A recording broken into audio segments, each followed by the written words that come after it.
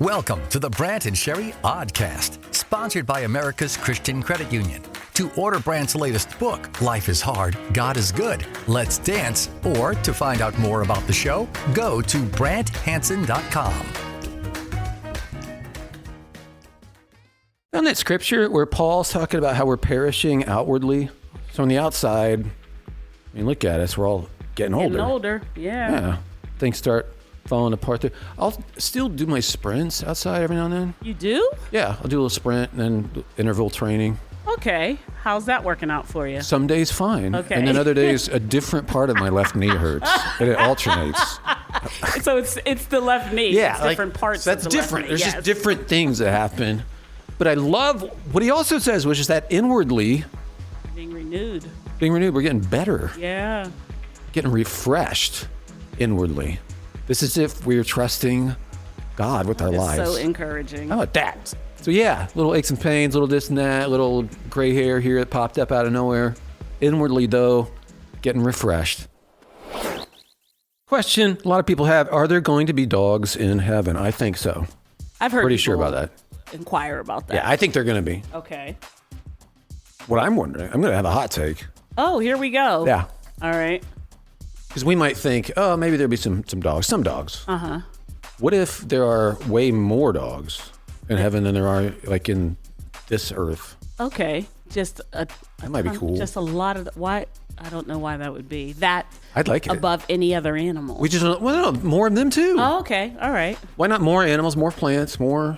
Why not? More dogs. Yeah, people don't think about it that way. They're like, well, maybe we'll have a few dogs up there. Yeah. Maybe, you know, no, You're saying no. double dogs.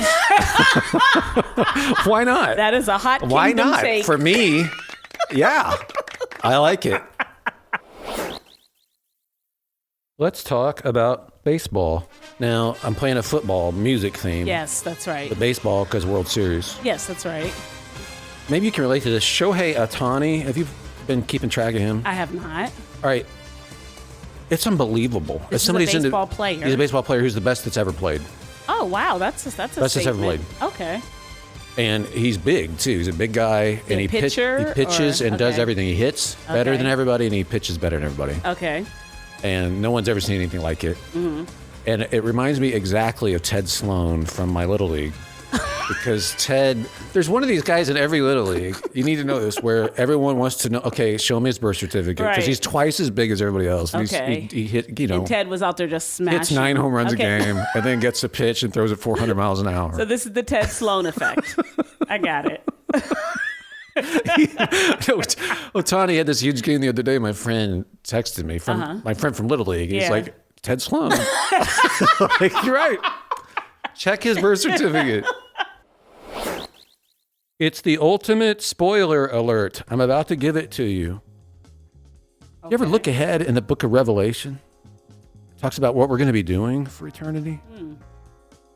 Spoiler alert. Now, this is if you trust God. This is your thing. You're going to be reigning with him Yeah, that's what it says. forever. So go back to Genesis. That's what he had dominion set up for these people made in his image. And so now we're being trained to be able to do that. Can we be trusted with it?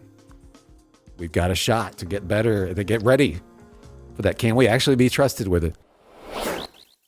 Got an update about my campaign. Okay. I'm running for office in the year 2038. Right. And For Senate, right? Yeah. Yeah. I got an idea. Okay. Like this a is bit- for your yeah, platform. Right. We need to get some momentum going. I realize that. We're a little dead in the water right now. All right. So I realize we're right, and you probably know this too. We're right. It's the 75th anniversary of the publication of the first Chronicles of Narnia. I don't This know year. that that's common knowledge, Right. So but okay, yeah. you know it. We know it. Of course. So I think it's some kind of parade.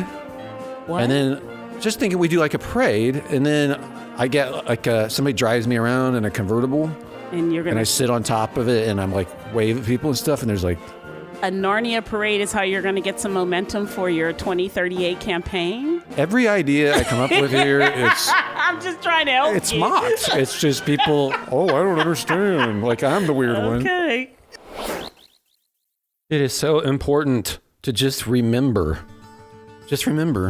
God's goodness. He tells us to do it all the time because it reminds us of his goodness. We don't have to do it because he's mad if we don't. That's not the point. The point is he wants us to be reminded that he's been faithful in the past over and over. And it's interesting, too. You think about the word itself, remember. So you have members that need put back together. And when you're remembering, you're taking like this disordered, like just bunch of things, and you're making it cohere into a narrative, again, about God's been good to me. Yeah. Just taking these seemingly random memories, like, no, put it all together. Look at that. Put those memories back together. Remember them, and then you can be reminded, wait, he's been good. He's probably going to continue to be good, right? It's kind of funny. One of our sponsors gave me a T-shirt. I don't know how common this phrase is for a lot of people, but if you follow current events, there's a thing that's going out there called debanking. Okay. I haven't heard it. Banks both in Europe and the United States have said to certain people, like, yeah, you're not allowed to bank here anymore. Oh, wow. Okay. Because we don't like your point of view in life or whatever. Okay. So it's called debanking. America's Christian Credit Union gave me a T-shirt that says "Debank yourself." Okay. Which I think is pretty funny. Okay. Because it's like, hey, I don't have to do major corporate banking like I have been doing, or I could do this as well. But yeah. So they have all the normal like bank services and stuff, and we found them to be wonderful. They're awesome. Yep, and their motive has always been for decades, like how can we join together and fund stuff? Yeah. So whereas the profit would have gone to who knows what, it's actually going to missions and ministries and some really good stuff. So if you're interested at all, and it helps the show if you do this, go to branthansen.com, scroll down, and then click on the America's Christian Credit Union. We'd totally appreciate it if you would. You know what? This has to be a podcast thing because I just don't know business-wise that different businesses will support the radio stations that we're on. Yes. And I don't want to upset anybody. Got it. But this is... Brace yourself for this. Like in human history, diamonds have always been treasured and a sign of, like, you're the elite. You've got a diamond. Like, that's really nice to have a diamond. Yes. Or a diamond bracelet or a diamond. That's about to change. Okay. For the first time, I think, in human history. Why? Because they have developed lab-grown diamonds. You can't tell the difference. And I didn't know that. Yeah, and it looks the same, looks to a jeweler the same. It is a diamond. It's 100% a diamond. It just didn't take all those years of pressure in the center of the earth or whatever to form it. So what's happening already is that the market is changing wildly, and it's much, much cheaper. So if you want to get one of those giant diamonds that can go on your hand, it could be a tenth of what it was a few years ago. It's a legit diamond. It's a totally legit. It's not CZ. Just as resplendent, just as beautiful, lacking nothing that another diamond. You would never know the difference because there is no difference chemically, really. Right. So what's going to happen? Well, we know this from human nature. Once it becomes available to everybody, we don't want it anymore. And it will become like kitschy. Yeah. That you have a diamond. Right. Because now you can get that. Right. That is true. So we don't do that. Right. We move on to the next thing. And so that's so true. So just be ready for that. Yeah. The weird thing is for jewelers, they have to figure this out, the climate, the dealers, all that sort of stuff. But then at the other level, it's like, well, do I want this because it's sparkly and beautiful, or do I want it because it denotes status? Because if it suddenly starts denoting less status and you're motivated by status, then you'll be like, well, I guess I don't really want that. Because other people think that looks trashy now to have a big diamond. Right. You know what? That's a great point. So then you'd have to almost evaluate your own motives. Yeah. What do you want? Yeah. What do you want? And why? Right. If you're motivated by status, then you're motivated by other people's values. Yeah. But if you're motivated by what you actually like, I had to make a decision recently, and this is a little embarrassing, and please hear me out, because this could go all sorts of wrong whenever you get this personal or something, but my last car was a Mercedes. It was a Mercedes A-Class. If you want to look it up, it doesn't get the best reviews. It's the smallest one. It's a four-door. I thought it was super It was a great car. elegant, right? Like just neat looking. Yes. And but small, and I don't even know if they make them anymore, but it was the like entry-level class, nice car. And for me, it wasn't like I want to impress my neighbors by going, wow, he's got a Mercedes. Right. It was more like, almost want to impress myself to go, wow, hey, I got one. Now the cost was $27,000, and I had a trade-in that was worth 22 or close to, maybe it's like 24. So really, it was like a lateral move. Yeah. But I noticed something, which was I can't throw the dog in there, and also I missed the sound system that was in my lower class car. Yeah. It was a factory sound system, but this one wasn't as good. And I guess that's true across the board. Like if you get a Honda Accord and you get it with the extra stuff on it, it's actually way nicer than getting the Infinity, which would be a Honda make, like luxury nameplate entry level. Yeah, there's definitely status that goes along with certain vehicles. Right. Yeah. So what I did was traded it when I realized, like, what am I? This isn't as functional. Like I want to take cozy places, and I want to not care if there's fur flying around. Yeah, and it just, as far as driving, it's like, so what? It looks nicer, and so I traded it in back to what I had before, which was a Mazda CX-5, which is one of the most popular vehicles on the. It's a nice on the road, which is fine, yeah. But it's like there's billions of them. In fact, on our block, there's like 7 that are the same color as mine. But it has, nice cruise control, nicer cruise control. I can see better out of the camera when I back up, and I can throw the dog in there or our kayaks or whatever. Yeah. Or we have these kayaks that can collapse, so that you can fit them into the back of a car. And so I don't care if it's sandy. I don't care. It's not impressive. Yeah. But it's conducive to your lifestyle. It's conducive to me as a driver, or it's actually a better thing for me as a driver. It's like, but that's really interesting. Like that decision, like this is better for how I think I'm being perceived, which is also a lie. Yeah. Because we know that people don't look at cars and go, wow, you're awesome. No. They just think, I'd like to have that. That's true. They think about themselves. They picture themselves like you out of the way, you gone, them there. And I just find that really interesting, like that decision we all have to make about who are we trying to impress, or what's this for? That's a lot to think about as things become more accessible. Absolutely, and things have. Yeah. So what happens is, of course, the people who want to be elite and have status have to quit doing the thing that everybody else now can access. Right. There's a lot of examples of that. I'm blanking on it now, but it's definitely when it comes to clothing, like, oh, now you're wearing even names, like first names. And you have to be careful because I've noticed this even with slang and in dances and things like that.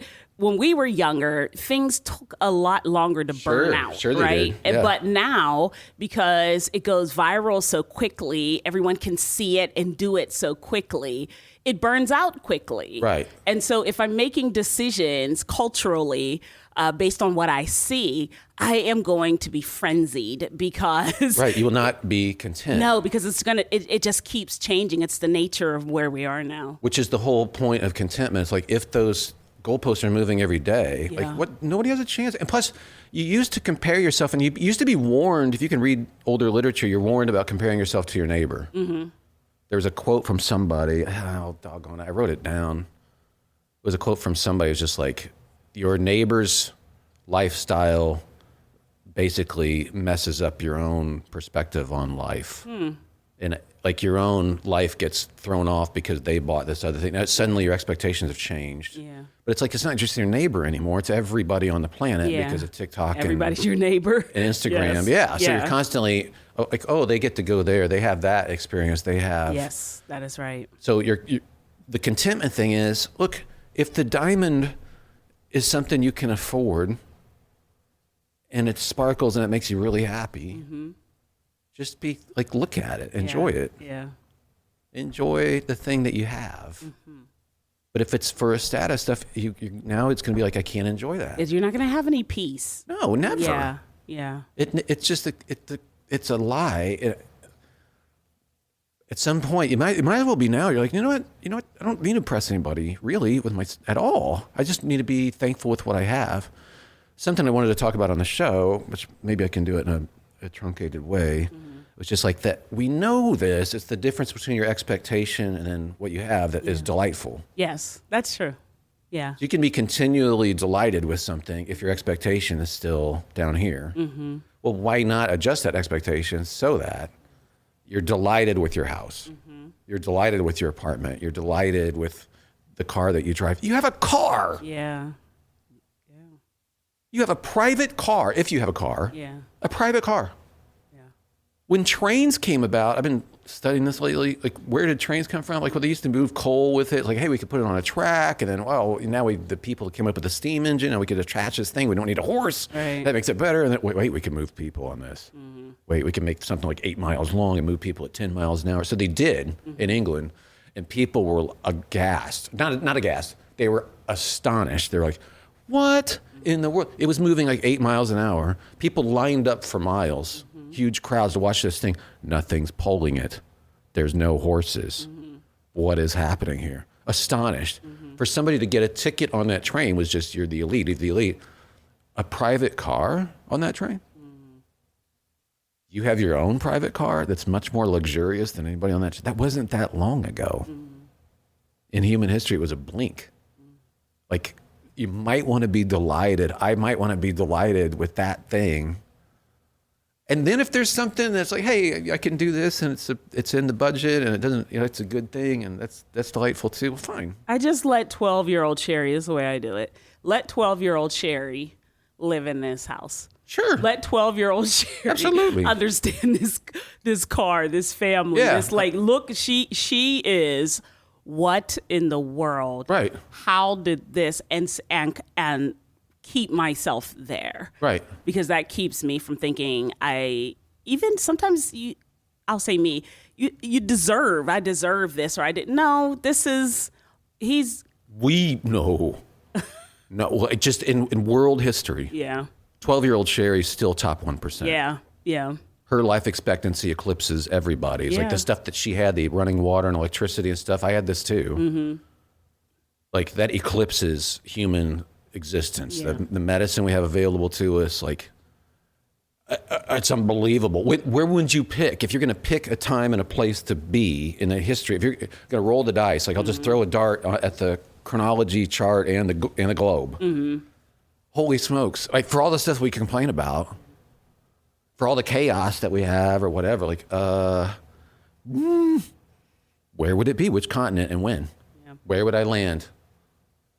Like, wow. And you're right. Even establishing that as a baseline, like, good grief.